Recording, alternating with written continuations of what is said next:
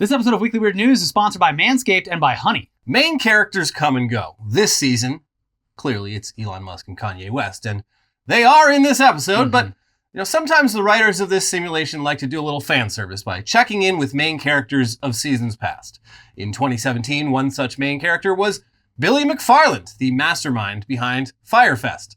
A few seasons later, the main characters were indisputably Jacob Wohl and Jack Burkman, a pair of right-wing political operatives with maximum ambition and minimum ability, a real Dunning-Kruger duo. And more recently, we got Joel Greenberg, who's not exactly a main character, but certainly a very interesting supporting role. Yeah. So we've got updates on all of these people today, but let's start with Billy McFarland and his Fyre Fest. Yeah, remember that? Now, at this point, Fyre Fest is a universal term for events that fail spectacularly at living up to their own hype. And there are multiple documentaries breaking down exactly what went incredibly wrong with the whole scenario. But just to recap, in late 2016, a bunch of very popular Instagram influencers, including Kendall Jenner and Emily Ratajkowski, were paid to promote Fyre Fest on their feeds with promotional content promising a luxurious weekend music festival in the Bahamas. So the hype increased later on when the lineup was released, featuring acts like Major Lazer, Blink-182, Lil Yachty, and Migos. So this was pitched as a luxury VIP experience, with the only way to even get there being via a charter flight from Miami or by taking a yacht. And that was included with the cost of admission, which was up to $12,000 depending on which package you chose. In addition, they advertised all sorts of optional side packages for stuff like jet skiing, snorkeling, yoga, fitness boot camps, and so on. But, as revealed later in great detail, these were all empty promises. And behind the scenes, the planning of Fyre Fest had been a complete disaster right up to the moment that the festival actually began. That guy was going to blow someone for a pallet of water, so things were dire. Any other festival would have simply canceled before guests actually arrived, and multiple people involved in the festival's planning strongly urged them to do so.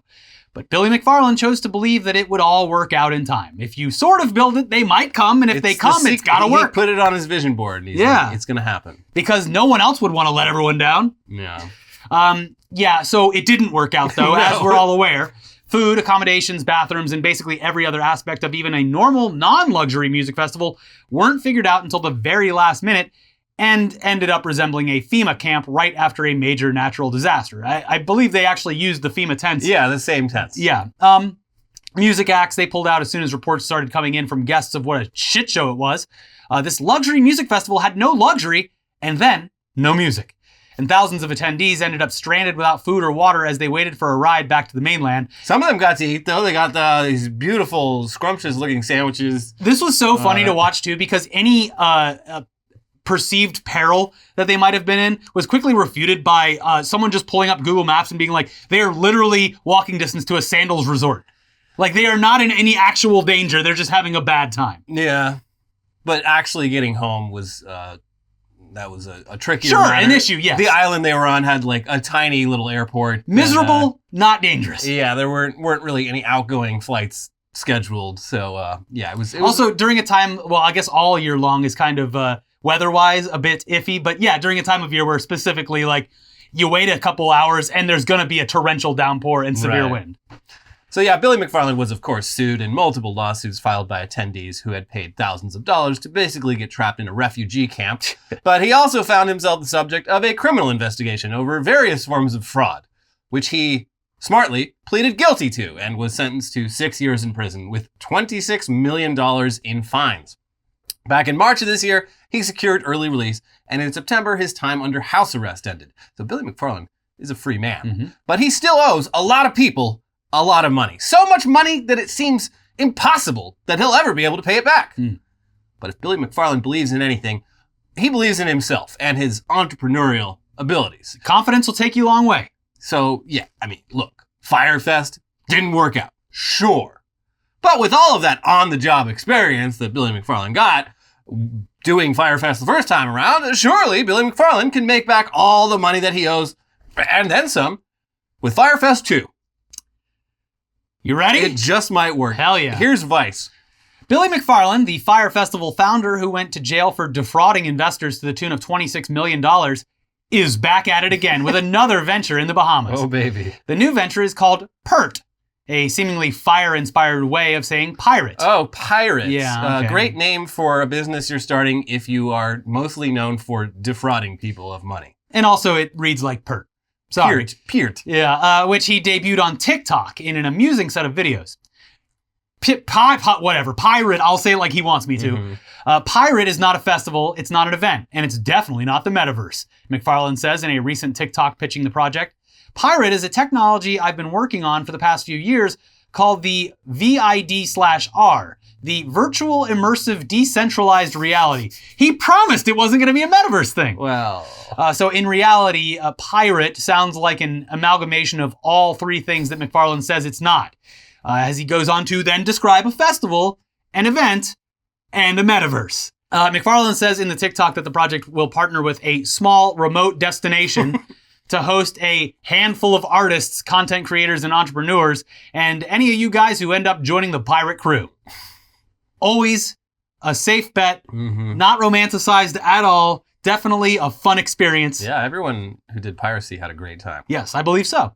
At the same time, Pirate launched a virtual replica of the island, quote, where anyone around the world can not only watch what's happening live, but they can actually come together with their friends to affect and even own their real-world adventures. He then pointed to a virtual map of an island that appeared to be made of paper and taped to a wall. Yeah, so this TikTok... He couldn't even recreate it in Minecraft or do it like...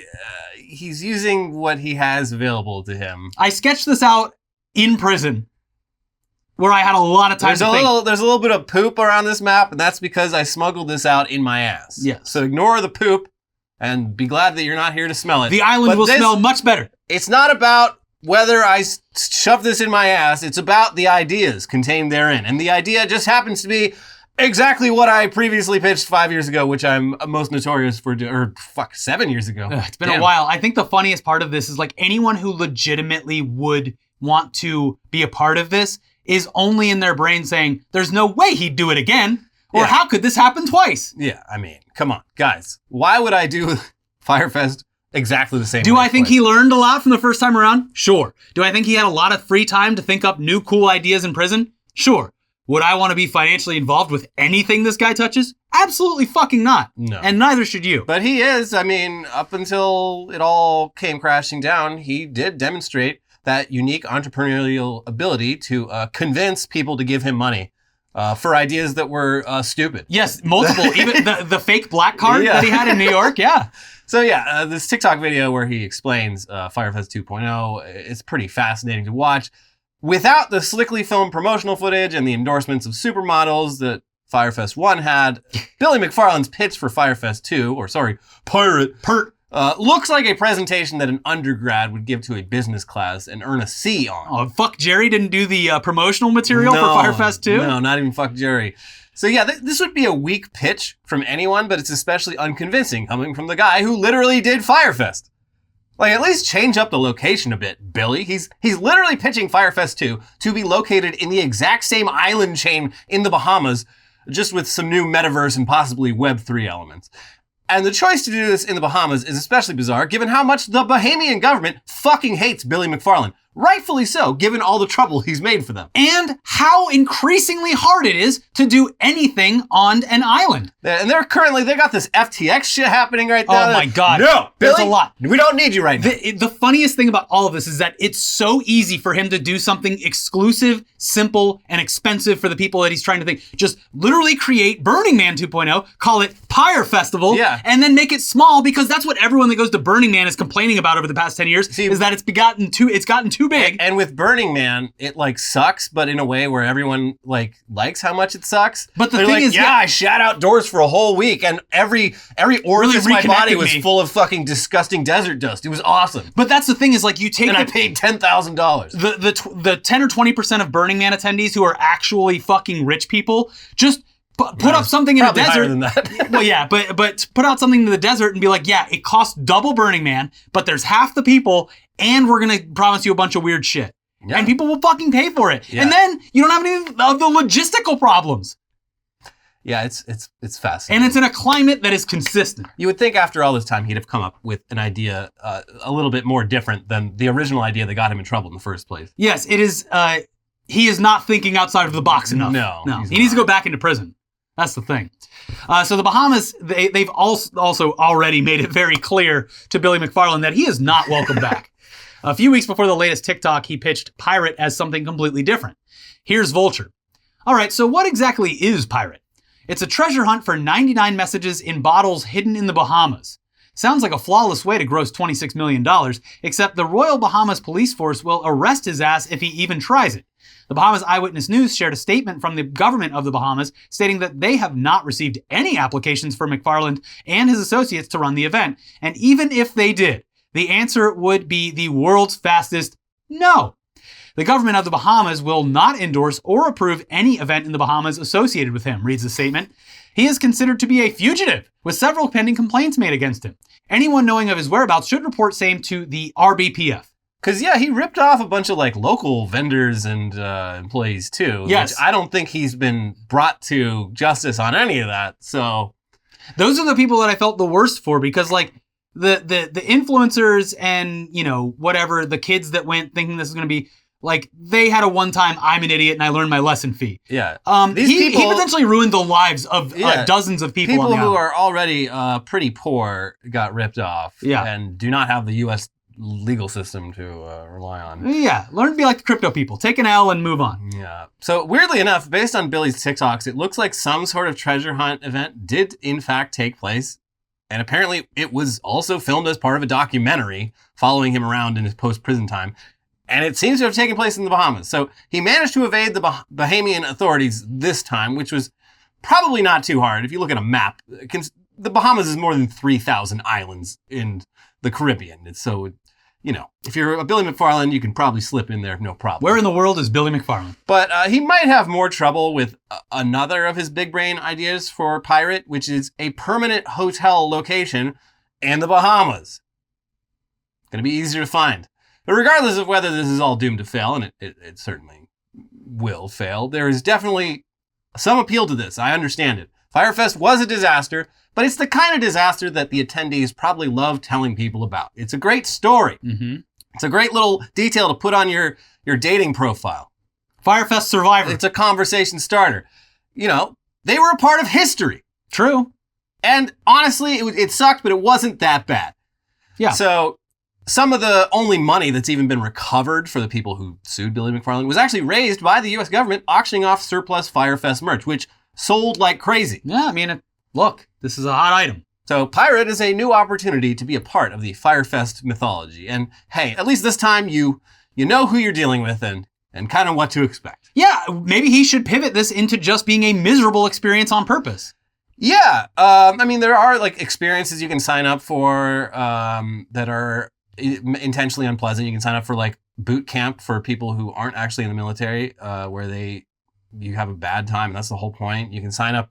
There's a fun little excursion you can do in like Arizona where you LARP as like immigrants crossing. What? Yeah, it's I think I was thinking more of the like there's companies that'll take you to the mountains or like, you know, wherever, and you go camping for a couple days and just kind of, you know, tough it out, even though you're not used to that. I'm talking about shit that is supposed to be fucking miserable. That's crazy. That people sign up for just so they can say they did it because, you know, born too late to serve in World War II. Yeah, of course. Born too early to serve in World War Mars. I'm not saying me personally, I would think the camping is annoying and bad, but I'm saying a person that would gravitate towards going to a tropical island and listening to music and going to a festival all the time, I think like just in the mountains with no phone, probably hell on earth. Yeah. So.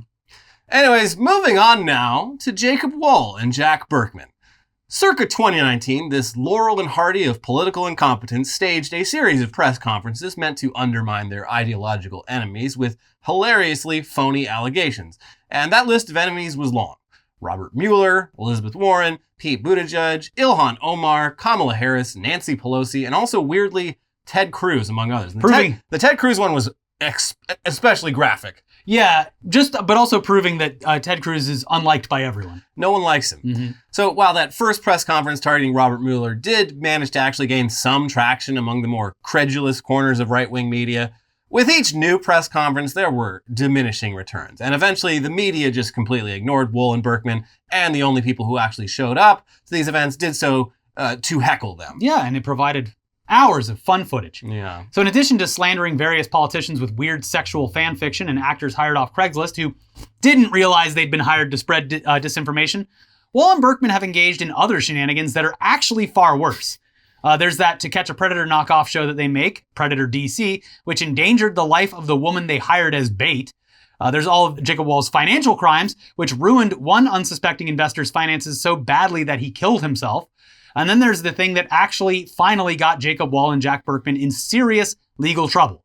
The racist election-era robocalls. Yeah, so in the lead up to the 2020 election, Wohl and Burkman robocalled 67,000 people in predominantly black areas with a pre-recorded message intended to discourage them from mail-in voting by claiming that it would result in negative consequences like being pursued by authorities for outstanding debts and warrants and also mandatory vaccination. And because these guys were so used to never facing any consequences for their actions, they chose to literally identify themselves by name in the recordings for seemingly no reason. By the way, this is Jacob Wohl and Jack Burkman. Yeah. So these robocalls violated all sorts of laws in several different jurisdictions. So Wohl and Burkman have been tied up in legal proceedings for the last 2 years. They're facing not only steep fines, but also potentially years in prison. But will they actually go to prison? Well, unfortunately, that's looking less and less likely. In Ohio, where they were looking at up to 18 years behind bars, Wohl and Burkman took a plea deal, and now the full terms of their punishment have been revealed. Here's the New York Times. 2 conservative operatives responsible for placing tens of thousands of calls in Midwestern states that made false claims about the legitimacy of mail-in ballots were sentenced by an Ohio judge to spend hundreds of hours registering new voters.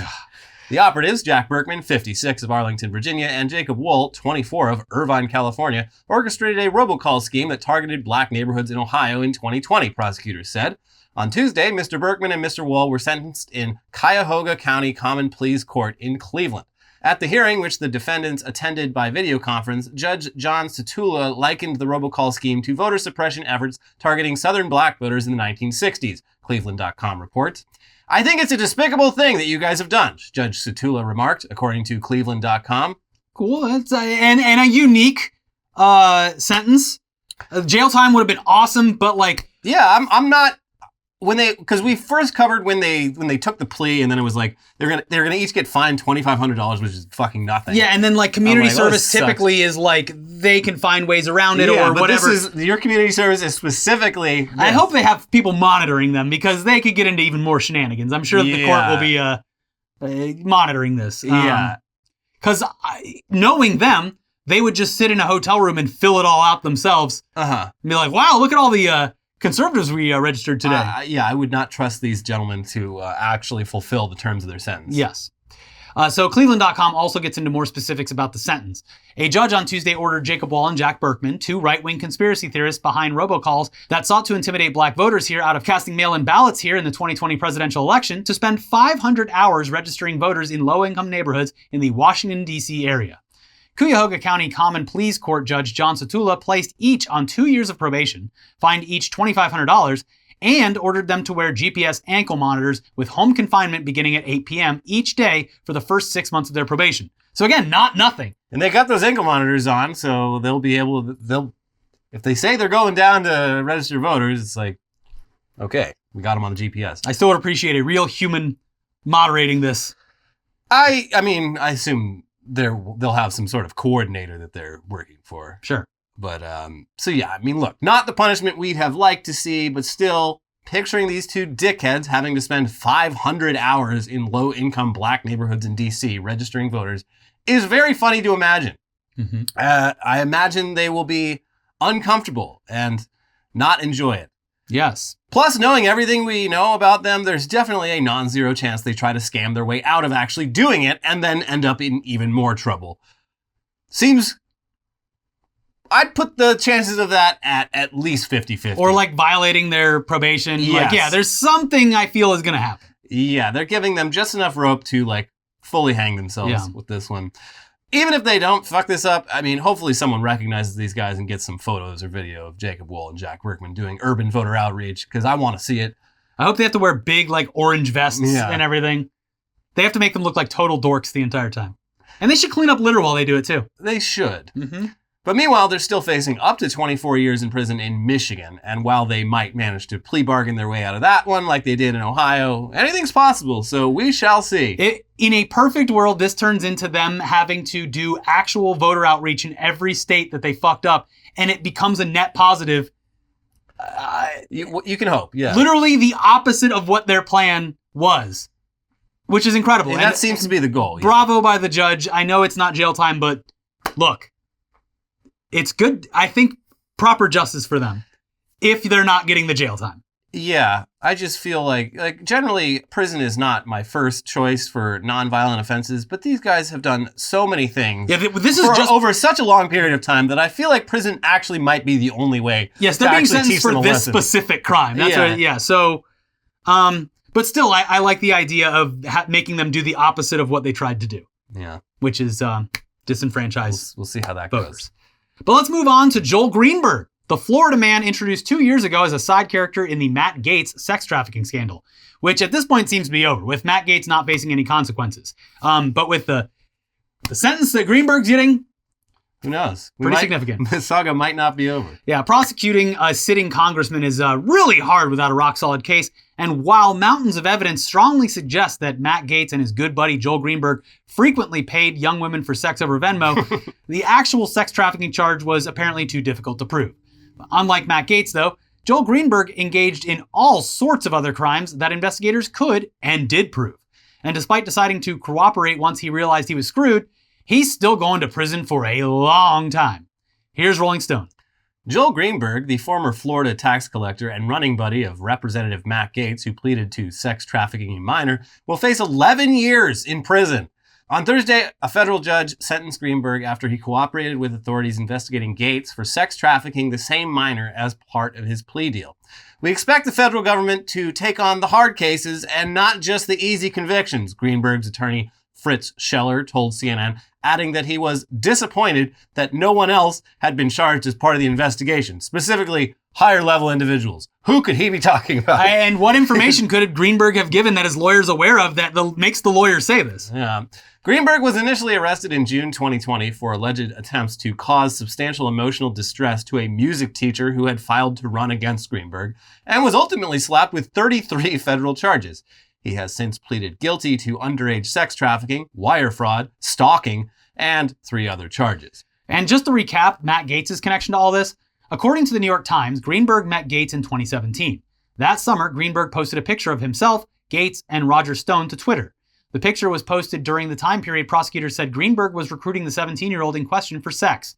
The Daily Beast reported last year that in May 2018, Gaetz sent Greenberg $900 through Venmo with a message, "Hit up blank," the blank being a nickname for a woman who had turned 18 less than 6 months before the transaction. Hours later, Greenberg used the same app to pay 3 young women a total of $900. The Daily Beast's report also noted that Gaetz and Greenberg share Venmo connections with at least 2 women who received Venmo payments from Greenberg, and both have professional relationships with each other. The Times reported that the 17-year-old that led to Greenberg's sex trafficking charge is the same 17-year-old investigators have connected to Gaetz.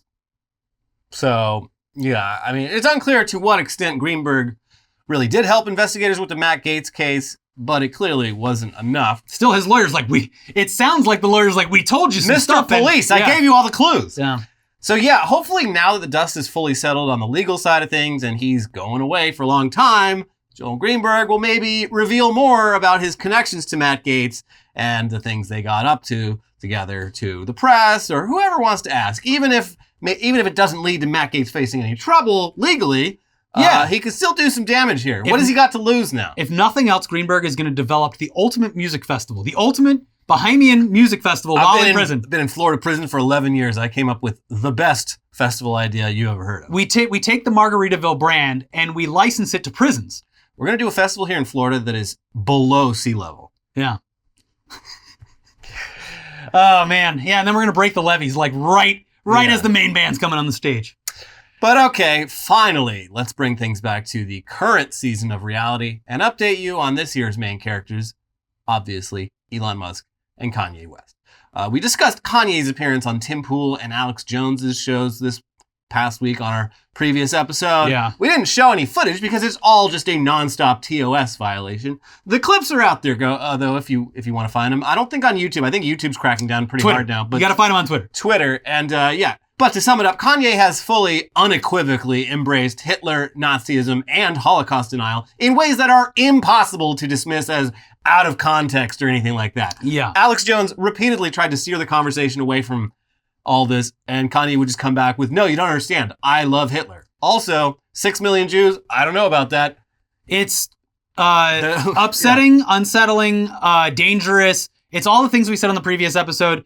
The one thing that I did find joy in it was watching Alex Jones be extremely uncomfortable. There's a couple moments, like, if you go frame by frame through it, you can see like the blood rushing to his forehead. Yeah, he has this look on his face multiple times where he's like, I'm talking to a real fucking weirdo right now, which is so fucking funny on Alex Jones' face. I wish this didn't happen, and I wish there wasn't a funny moment of it, but but this is a perfect example, like we said in the past episode, of Alex Jones being able to witness the logical conclusion of what he produces. Yeah, this is the bed you made, sir. Yes. Anyways, the saga has now reached a point where even the most diehard Kanye fans who were previously willing to give him the benefit of the doubt are jumping ship now that the guy who made Graduation has made it clear that he really likes Hitler.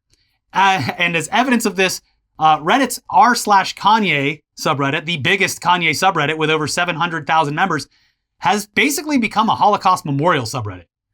Now, at first, there were several joke posts declaring r/Kanye a Taylor Swift appreciation subreddit, which is funny. That's in reference to Kanye's infamous mic stealing moment at the 2009 VMAs when Taylor Swift won an award and Kanye crashed the stage to yell about how Beyonce should have won. He might not have been wrong, but also a weird way to go about it. Mm-hmm. But quickly, the subreddit chose to focus on more relevant matters, and good for them. Yeah, so top posts in the subreddit since Kanye's appearance on InfoWars include photos and videos of the Holocaust, posts providing info about specific victims of the Holocaust, infographics showing the horrific scale of the Holocaust, and reading recommendations for learning more. A lot of it is unfortunately so horrific that we cannot show it to you. But you should go look at it on your own. I mean, I feel like based on what's happening, there is a generation that has not fully... They need to get the full story. This is the kind of stuff it's important to actually see in all of its ugliness instead of getting the sanitized version of it. Regardless of how upsetting it is. Go to the biggest town near you. I swear they have a Holocaust museum, and really spend some time there. We've got 2. Yeah. I've only been to one of them, though. But it was very The one in D.C. is extremely intense.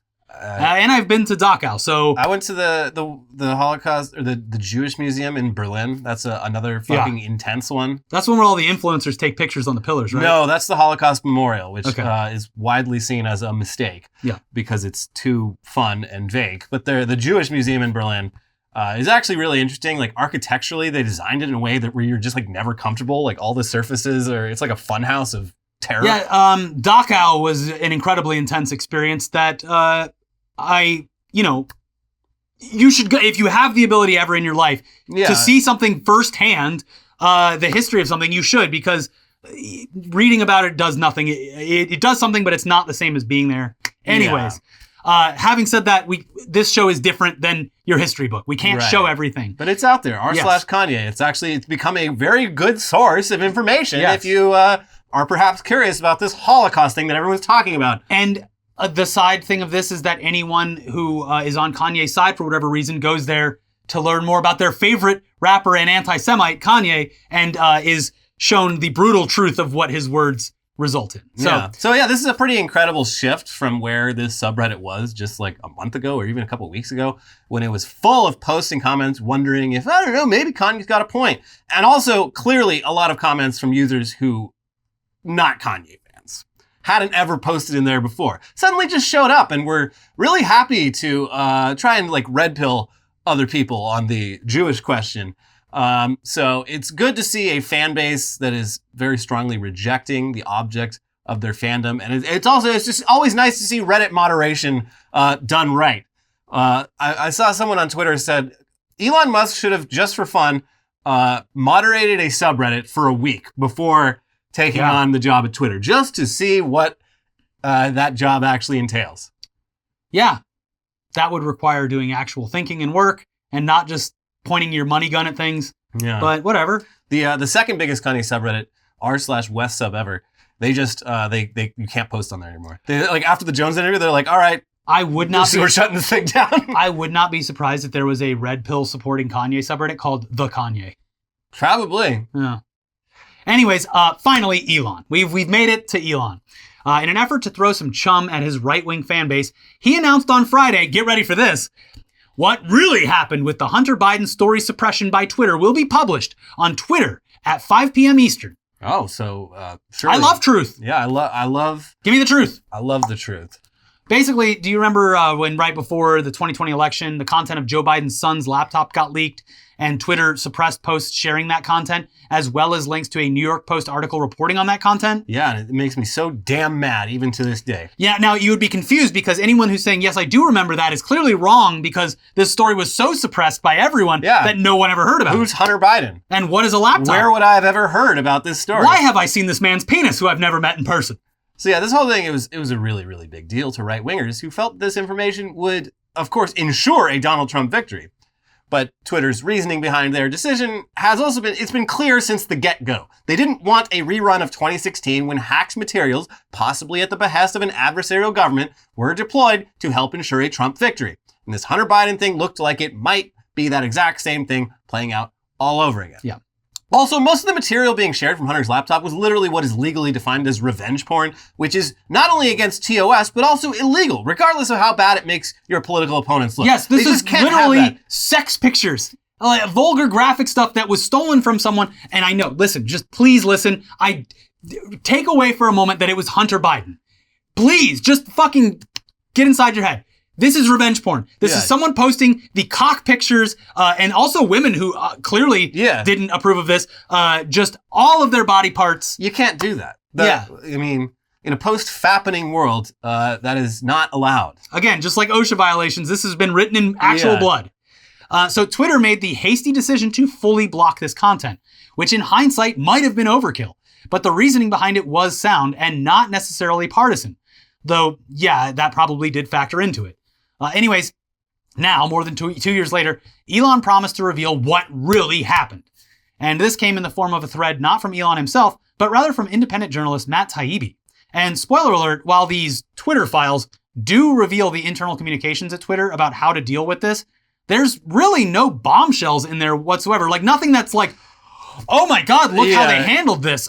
This is horrific. My take on it after like browsing the thread and like looking around to see what it was, I was like, if there was anything to this, you would be seeing headlines and reports about it that were more specific than like the Twitter files. Yeah, Elon Musk releases it. There would be information in there. You wouldn't just be saying Elon Musk has revealed the story of the Hunter Biden laptop. Yeah, the part about this that's crazy is just like, there's nothing new in here. There's also like, yes, of course, people have inherent biases and they work on a moderation team. That team seems to have been facilitated with people of varying political backgrounds. Also, like there's a part where it's just like, and the Conservative Party had no access to any of these tools or any of the people. Literally did. And like 2 tweets later, it's a direct email from the Trump campaign and Trump White House to Twitter about Kayleigh McEnany's account. Right. Anyways. So yeah, you would be forgiven for thinking this was not a nothing burger, given how many conservatives have been describing this as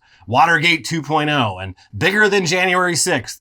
But Taibbi's extremely long-winded tweet storm basically only confirms that the Biden campaign did reach out to Twitter asking them to remove tweets, which, again, all contained literal revenge porn. The first thing I did, and the first thing that Taibbi should have done, is go to the archive links of the tweets that he wrote. This is like the first tweet. He shows an email from the Biden campaign with a list of tweets with the URLs. Yes. And if you type those URLs into the archive.org Wayback Machine, it's Hunter Biden's dick. It is, and it's from a lot of Chinese accounts, and it's not the New York Post story, and it's not analysis of this laptop and what was included on it, and it absolutely, from what I saw, has no reference to Burisma or anything like that. It is literally photos of Hunter Biden naked, and those are the ones that were taken down because they are literally violations of the TOS and California law, where Twitter operates. So, yeah, the Biden campaign having a direct line to Twitter, it's presented as scandalous. But yeah, the same thread also confirms that the Trump campaign also had a direct line to Twitter. Yes. Conservatives are also describing this as the government stepping in to directly censor free speech, seeming to forget that Joe Biden did not have any role in the US government when this all went down. He was not yet president. Donald Trump was the president when this all happened. Mm-hmm. Nor did the FBI or any other agency direct Twitter to do any censorship. Yeah. I mean, in the thread alone, there is literally emails from both conservative members and Democratic members asking for things to be removed or things to be changed. It's like, Twitter has to deal with this because there are actual sensitive things that can be uploaded onto the... Moderation is hard. Yes. So in fact, the only communication between Twitter and any elected Democrat shown in the thread is Congressman Ro Khanna telling Twitter they went too far. Khanna also sums everything up really well in his email saying, I say this as a total Biden partisan and convinced he didn't do anything wrong, but the story now has become more about censorship than relatively innocuous emails, and it's become a bigger deal than it would have been.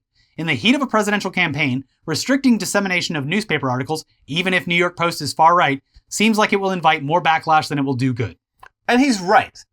He's exactly right, because if anything, Twitter's decision to censor the story made it a much bigger story. Yes. Streisand effect. Yeah, the stuff that Elon just released, the fact that it's not anything bombshell worthy, it's the exact same shit we knew about 2 years ago. Yeah. Or however many years ago, sorry. And the fact that censoring it just made the story blow up even bigger completely counters the main right-wing grievance over all of this, which is that if only Twitter hadn't restricted the story, more people would have seen it and chosen to switch their vote from Biden to Trump. This was a massive scandal. Yeah, they also seem to forget that all the actual scandalous news about Hunter Biden using his father's prestige and connections and all that for financial gain or whatever, that was already out there by this point.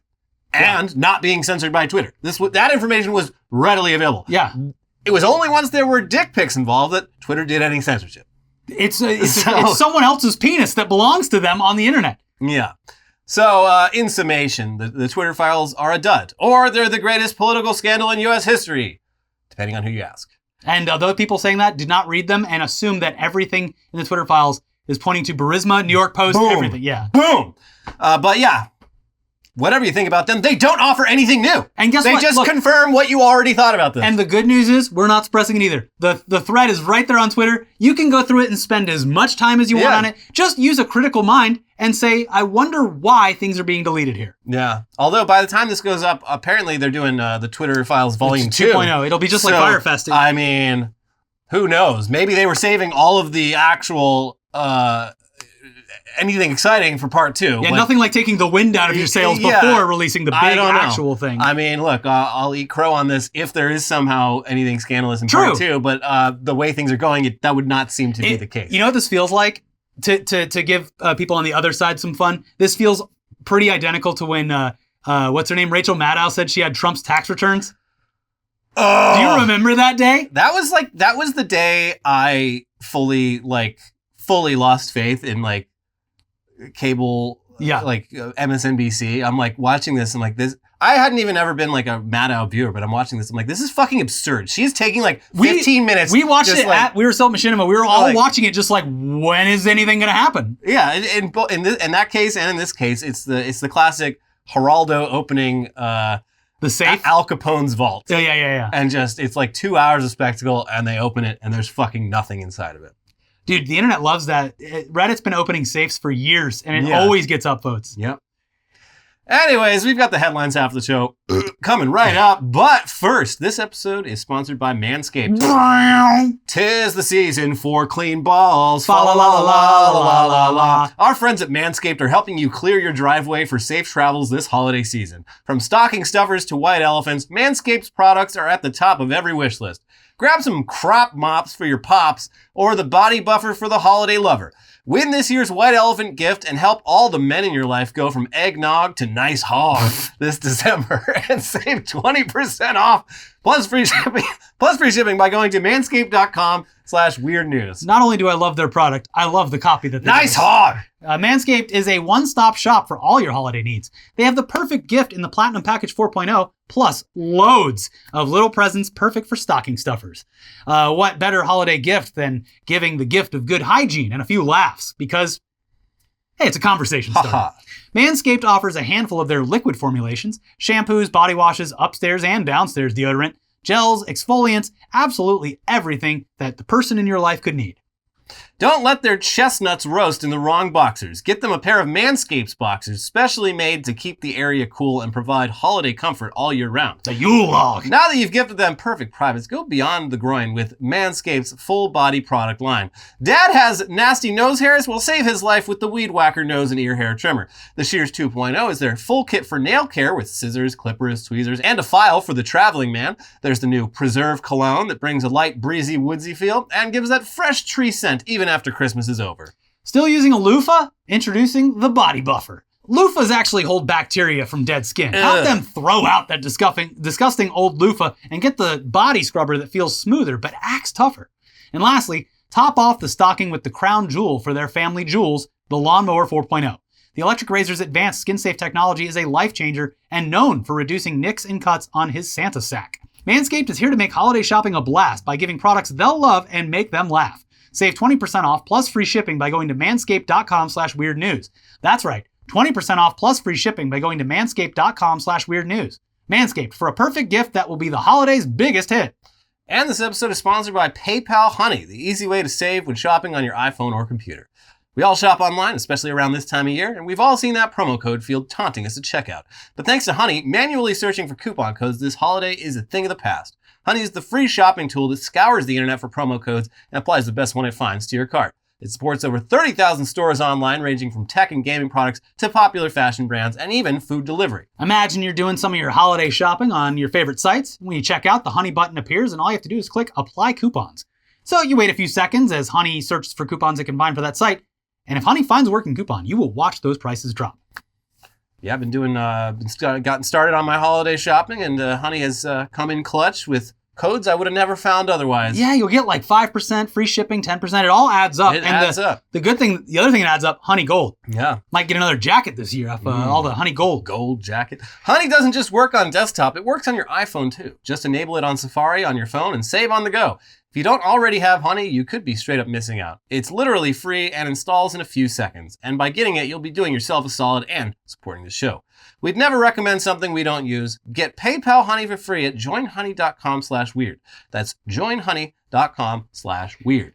All right, let's get into the weirdest, wildest headlines from around the world this week. Starting with, French man wins right to not be fun at work. This is a groundbreaking case. And the most French thing I've ever heard.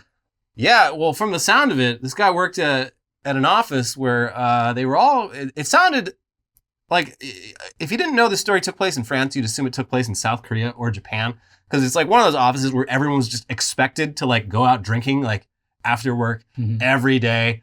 And yeah, this guy was not so into that. He didn't like it. He also, I guess he like tripped and fell at one point, and I don't know. It was, or maybe I'm thinking of something else. But he had a tough time. It wasn't into the whole drinking. Said everyone was like fucking and sucking on each other and stuff. And that's what happens. He wasn't down with that. And then they fired him for not being a team player. So he took this to the French courts and they said, no, you are allowed to not be fun at work. Yeah. So a big win for the boring folks out there. That's right. Zombie virus revived after 50,000 years trapped in Siberian permafrost. Oh, that sounds fun. Yeah, so this is terrifying because yeah, there's apparently all sorts of viruses in that ice up there that has been frozen for a long time and is going away soon. Yeah, viruses and trapped gases that can further accelerate the warming of the Earth. It's a fun little. So yeah, scientists are intentionally like trying to find these viruses in the ice before they actually melt, so they can get a like head start on them. But yeah, they pull them out. You know, they let the ice melt, and then they're like, "Yep, there it is. It's moving around again. Cool." So that's fun to think about. The negative effects of the climate change are compounding. And if you know anything about things that compound, it's bad. No, they're generally not good unless it's melt interest. Water deals with all of the flows in the ocean, all of the... it's legitimately scary. It really is. Yes. But I'm reading a book right now called Hot House Earth. It talks about... The whole premise of the book is that it takes a stance, the very real stance of it is actually too late. So here's what's going to happen the next 60 years. Yeah, I've heard varying accounts on whether it is or isn't too late. Like there's certain aspects of it that it is too late for. Yes. But the worst of the worst is still preventable. Of course, that could change if we do nothing to no. prevent it. And I'm not saying like this book is like, oh, we should stop doing anything. It's just like, here's the damage we've done and what it's going to result in. Sure, yeah. Yeah. Genetically modified tobacco plant produces cocaine in its leaves. See, not all the science news is bad. Yeah, that they've reinvented the coca leaf, and now it's totally legal and totally cool. You know, you used to have to go all the way down to Colombia, Bolivia, these jungles, so inconvenient. Now they'll grow cocaine in the fields of Virginia In South Carolina. and Raleigh, Durham. Yeah. This is for, because they do use cocaine in medication at hospitals and stuff still. They used to use it as like Novocaine. They used to use it for everything. Yeah. I guess. Is that how it got the name Novocaine, cocaine? What's the ain part of it? I think they used it to like numb people's. It was a numbing agent. Yeah. So. And it was for housewives. Yeah. Yeah. That was Mama's Little Helper. Yeah. He had so much vacuuming done. Yeah. I think that was like speed. Yeah, that was literal speed. That was amphetamines. Yeah. But those are back too. Yeah, but look, hey, you've turned one cash crop into two. Yeah, and we're going to have those cocaine cigarettes, baby. That's the thing. Chain smoking at work is back. Whoo! Yeah, I don't like it, but I like the output. Yeah. The productivity is These nice. guys are working hard. It looks like you need a smoking break. Yeah, also SNL would be a lot better. Have a Marlboro White. Yeah, you've earned it. You deserve it, baby. Drake gave DJ Khaled 4 luxury toilets for his birthday. DJ Khaled was stoked about this. These are the Toto, the really nice Toto toilets that are like thousands of dollars a piece. They already have the butt washer built in? Oh, it's a bidet. It's got like UV lights to clean all the surfaces. It's like the finest in, modern bidet toilets. Drake gave him 4 of them because apparently DJ Khaled, every time he was at Drake's house, would go and take a shit and be like, Drake, my God, I got to get one of these. So Drake finally did it. Yeah, I was going to say like he broke it or something. He might have. But he got 4 of them, and he said one of those is going to go in a bathroom in his house, his gigantic house, that only Drake is allowed to use when he's over. Perfect. That's awesome. You got your own personal bathroom at DJ Khaled's house. There's some controversy with DJ Khaled recently because he released a pair of Jordan 4s, and they're like really cool looking. But like they have like the most gaudy shit printed on them. Like in the tongues, it says like keep moving and stuff like that. It's just totally weird.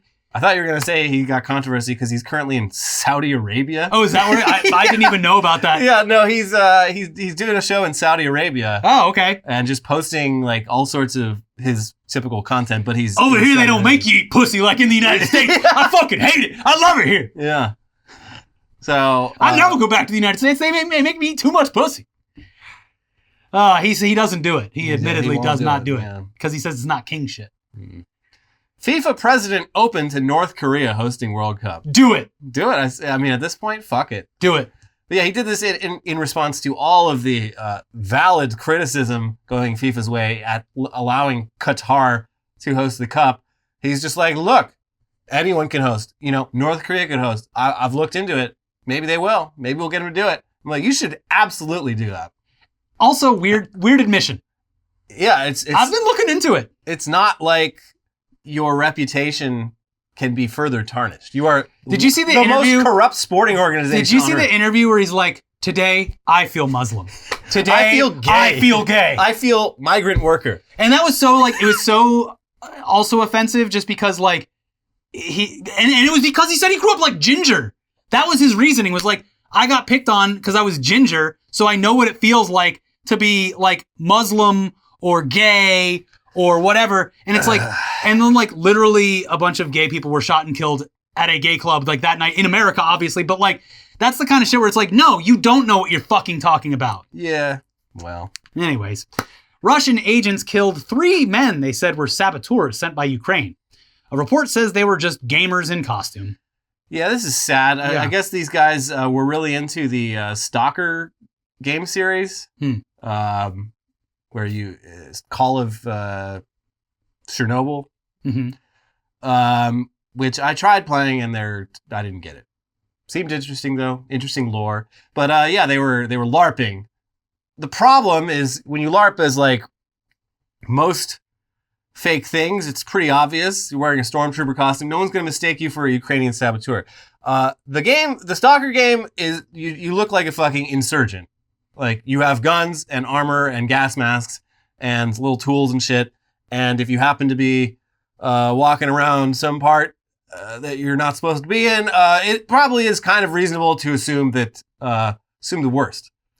I don't know if Russia has airsoft fields, but I would assume that would be a dangerous thing to go to perform at. And these guys all had like big old airsoft guns too. And horrific. But if I were in Russia or Ukraine right now, I probably wouldn't be cosplaying as a military person. Yeah, it's just not a good time for that. Like literally, best case scenario, they're like, "Hey, what are you doing out here? We got Ukraine. Just the job for you." Yeah. Oh, you like LARPing? Why don't you have a seat in the recruiter chair? Hospital patient arrested for allegedly switching off neighbor's noisy oxygen machine. And that patient, Larry David. This was actually two old ladies in Germany. That makes sense too. Two ladies in their 70s, and one was on a ventilator. Obviously, they're in the same room with a curtain in between them. And that ventilator is so noisy. Turned it off. The woman coded like immediately. Everyone's like, "What the fuck's going on?" Like, "Why is this ventilator off?" She's like, "I turned it off. It was annoying." They're like, "You can't do that." And then like 6 hours later, she did it again. You can't have old people in the same area. It's chaos. That's why I worked at a retirement home when I was a teenager. It's like high school. It is literally like fucking high school. Mm-hmm. They're all like children. I am not looking forward to getting old. It is fucking disgusting. I'm sorry. It's gross. Yeah. You're a burden. Yeah. I'm sorry. And I am not looking forward to it. And you're boring. Yes. And also mean in ways that you don't even understand why you're being mean. Yeah. Yeah. Like that old lady in England. Did you hear about this? One of the staff at Buckingham Palace who's been on the job for like 50 years or something. This like 80-year-old woman just did some just old people racism, like hardcore, like some black woman from some Caribbean charity was there for an event. And this old hag at Buckingham Palace is like, "Where are you from?" She's like, told her the organization she's with. It's like, "No, but like, where are you really from?" She's like, "Oh, I'm from whatever in England." She's like, "No, but where are your people from?" "I'm about to catch you in a little trap." And it's then, always like some scheme. They're never so like, blatant about it. "Where are you really from? What part of Africa are you from?" She's like, "I'm not fucking from Africa, you old bitch." And and of course all the royalty simps in the UK were like, "Well, why didn't she just tell her? Like, why are you making a big deal out of this? This is she's old. Like, I'm sorry. Show some respect. Show some respect to your elders." When old people are racist, you don't have to show them respect. Yeah. When old people at the end of their athletic career want to take some performance-enhancing drugs to win one last race, you let them. Yeah. Guys, what are we doing here? The rules are already established. Freedom Convoy 2.0 being planned for February 2023. What are you protesting? At this point, what? Like, I think there are still vaccine requirements for crossing the Canadian-US border. I think that's about it. Also, like, the organizers of the first Freedom Convoy, a lot of them are facing like criminal and other legal issues. So I don't know. Do you really want to do this again? I feel like the cities of Canada gave them a pretty clear message on how they felt about it. Look, but let's fucking go, I guess. Give Dadulo a semi-truck. Yeah. Oh, yeah. There you go. She'll just drive it around the country nonstop. So, yeah, they're doing this in February, and probably 2 or 3 weeks later, they'll try it in D.C., but it'll be even shittier, just like how it happened this year. Yeah. Putin fell downstairs, soiled himself as speculation over worsening health grows. I don't know if this I don't believe this, but yeah. The article to it just reads like straight up just like... And then he pooped himself. Political disinformation. A lot of people have theorized that he's like on death's door, but that's been the case for like 2 years. We went through this with Kim Jong-un. But yeah, they're like, he fell down the stairs and he fucking shit himself. There's poop everywhere. It's super embarrassing. If Putin died, we probably wouldn't even know for like 6 months. Yeah, well, I mean, he's not so reclusive. He does appear in public quite often. Also, I think enough people in different lower levels of power in Russia would be so overjoyed to have this asshole out of there that you would find out about it fucking immediately. Yeah. Huh. And there would probably be some sort of minor civil war as well. Yeah. Transfers of power Of You that, see, of that magnitude in Russia, they don't always go so smoothly. Speaking of Kim Jong-un, you see he like introduced at the same time like a new ICBM and his daughter. Oh. Like he's like, and I have a daughter. My 2 children. This rocket and... We fucking released something new. Yeah. The B2? It's yeah. They literally wouldn't bring it out of the hangar? The hangar because of satellite spy imagery. Yeah. It just looks like a new B2, but that's like even flatter. Also, it can be manned and unmanned. Oh, cool. Well, the implication there is that it can do things that the human body cannot literally withstand. Yeah. It only has to rely on its structure now, which is the other thing that's crazy about this is they refuse to say anything about the very heavily classified propulsion system, which makes me very curious. Okay. It's cool looking. I know it cost $1 bajillion, but like it is cool looking. All right. They're going to spend all that money to bomb some poor people. It sucks. But it's going to look so cool. It's going to look really cool when we get to see it fly over all of the football games. Yeah. Anyway, final headline. Buddhist temple left without monks after they all test positive for meth. What a temple. It was only like 4 months. 4 monks. This was a pretty small temple. But meth just doesn't seem like the right drug for Buddhism. Like if your job is literally like contemplating and meditating and whatnot all the time, stimulants doesn't seem like... Maybe that got old for them though. Yeah, I don't know. Maybe they were like, all right, monks, it's time to clean up the temple. We've been putting this off for too long. Yeah. I got a little thing the guy down the street said was like, if you really want to get everyone together and get things done. It's called Monk's Little Helper. Yeah. Awesome. There's nothing wrong with it. That could be it. Yeah. Yeah. So, because you spend so much of your life relaxing and like getting in touch with, that level of consciousness. It would be hard to snap out of that and like clean the bathroom. Yeah. So pop that, go get it done, let the effects wear off, and then you're back to doing Buddhism again. Yeah. That could work. And proper dosage, you're not going to die. You're just going to have a really clean room. There you go. Just don't get addicted, Mr. Monk. Yeah. Anyways, that's it for this week's episode of Weekly Weird News. What a long one. Where are we at? Almost an hour. Oh, an hour. Anyways, that's it for this week's Weekly Weird News. If you haven't already, a lot of content this week because there's a lot going on. A lot of content. So make sure you're subscribed. Make sure your bell is turned on. Liking and commenting on the videos works very well. As you've seen, our subscribers are growing, our views are growing, and we just can't thank you enough for all the support. So thank you so much. Here's the videos you can watch now from earlier in the week, and we'll see you soon for more videos. Bye-bye. Bye.